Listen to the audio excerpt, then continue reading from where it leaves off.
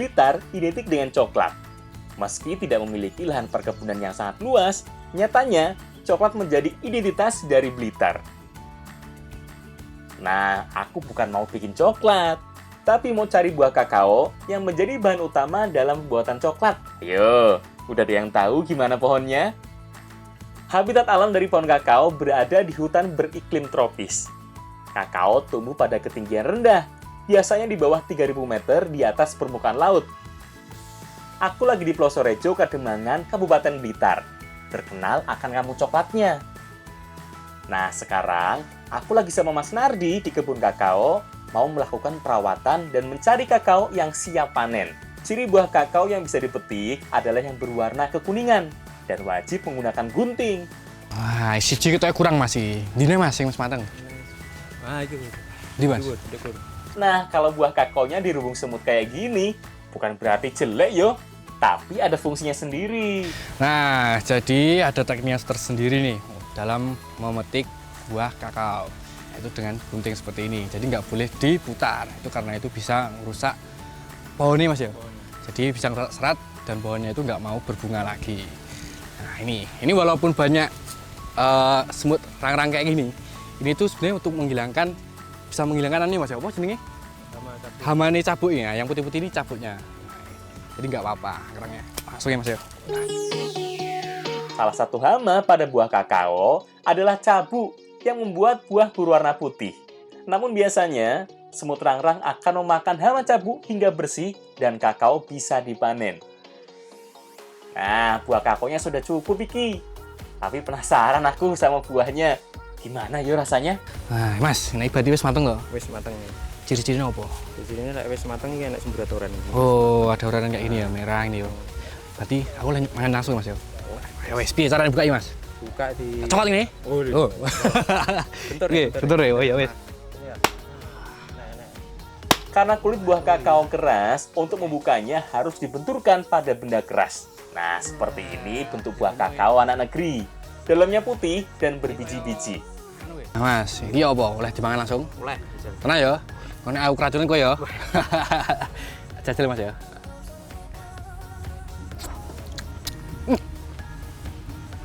Enak Pak ya? Enak, rasanya kayak sirsat. Ora. Lagi kecut. Lagi kecut ngono Mas. Nah, ini dia buah kakao yang udah matang. Yaitu warnanya itu agak semerbak apa ya? Semburat, oren gitu Mas ya. Nah, untuk rasanya ini hampir mirip dengan buah sirsak. Ada asemnya dan juga manisnya. Kayak aku Mas ya. Ternyata buah kakao sama seperti buah lainnya. Bisa dimakan dan rasanya manis asam. Seger banget.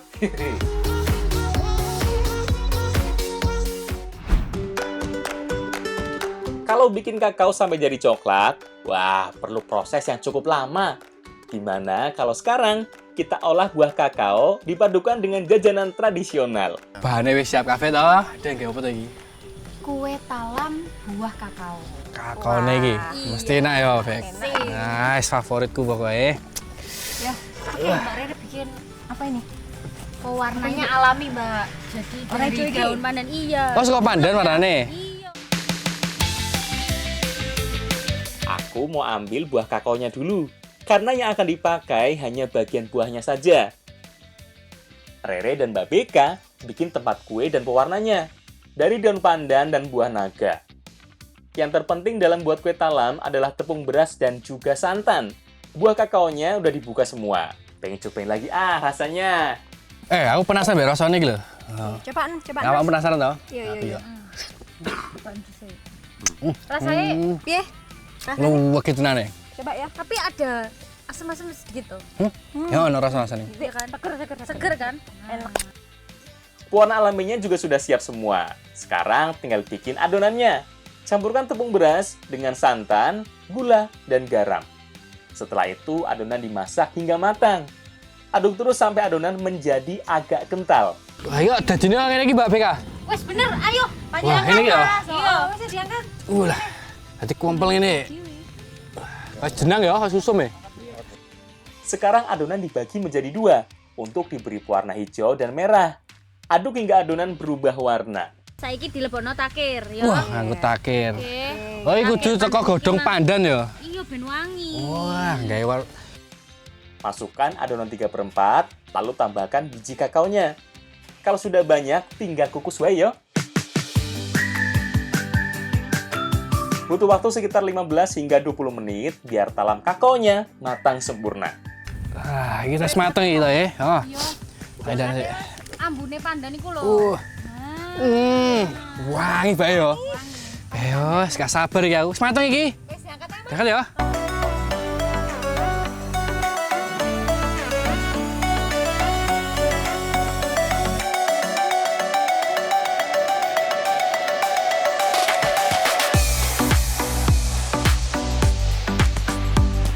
Nah, iki talam kakaonya sudah bisa dinikmati.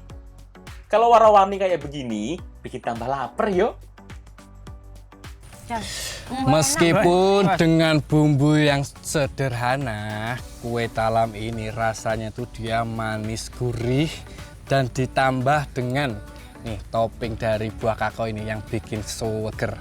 Ini kenapa ditaruh di atas? Ini agar rasa dari buah kakao ini dia keluar dan ditambah apa ya?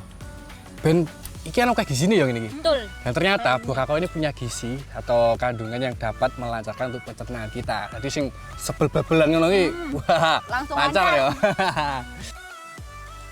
Karena alam memberikan banyak manfaat.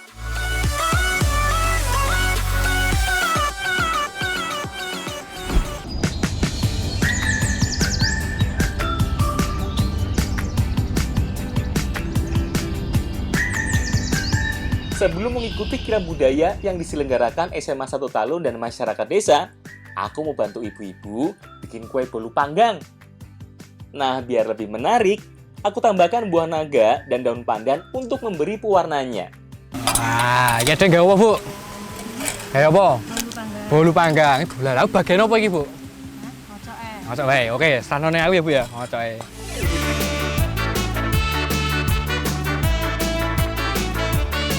Nah, aku yang bertugas untuk mengocok semua bahan, mulai dari telurnya. Nah, ini sampun rata lah, Bu. Tambah apa nih, Bu? Kasih gula. Gula. Oke. Ini ya, gula nirin berarti ya. Sedangkan yang lainnya menyiapkan pewarnanya dari buah naga dan daun pandan. Untuk pewarna pandan, daunnya harus ditumbuk hingga keluar sarinya, kemudian saring. Buah naganya tinggal diperas saja dagingnya. Nah, ini sampun ya, Bu. Sekali nopo melih, Bu? Apa? Air kelapa digunakan untuk menambah aroma pada bolu panggangnya nanti. Selanjutnya, tambahkan tepung dan terus dikocok hingga adonan menjadi agak putih dan mengembang.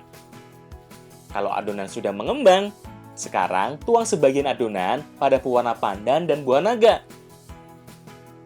Adonan yang masih aku bawa siap untuk dipanggang. Beri margarin pada pemanggang agar tidak lengket. Tuang adonan ke dalam cetakan, cukup tuang 3/4 bagian saja, karena nanti akan mengembang. Nah, selanjutnya kita tambahkan warnanya. Cukup ditetes pada bagian atasnya, lalu tutup hingga matang. Nggak perlu lama, cukup 5 menit, bolu panggangnya siap untuk diangkat. Nah, ini kembang, Mbak. Sematang ya. Jadi kalau udah gini, siap deh buat dimakan. Jadi ngiler yo.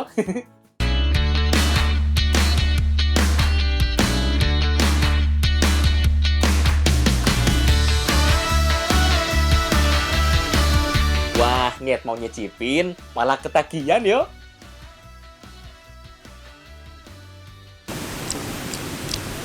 Wah, setelah dicobain ternyata rasa dari bolu bakar ini rasanya itu gurih ya, Bu ya. Ya, Pak ya. Dan untuk teksturnya dia itu cenderung lembut. Wah, monggo, mangan di sitok kurang ya. Kudu imbone, monggo, Bu. Wah, kalau kayak gini bisa habis yo. Saking enaknya. Iki mangan terus enteng, Mbak. Ya wis, gua acara wae ya. Ya, Gowa.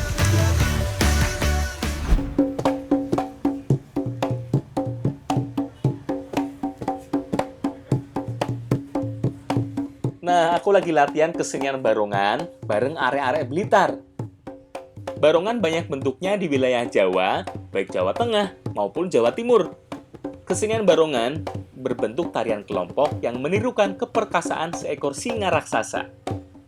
Setiap gerakan dalam seni barongan mengikuti ketukan pada kendang, di mana tiap-tiap gerakannya begitu energik. Ditambah lagi masing-masing orang menggunakan topeng barong. Gimana? Udah luwes toh aku gerakannya? Udah siap iki buat ikut kirap?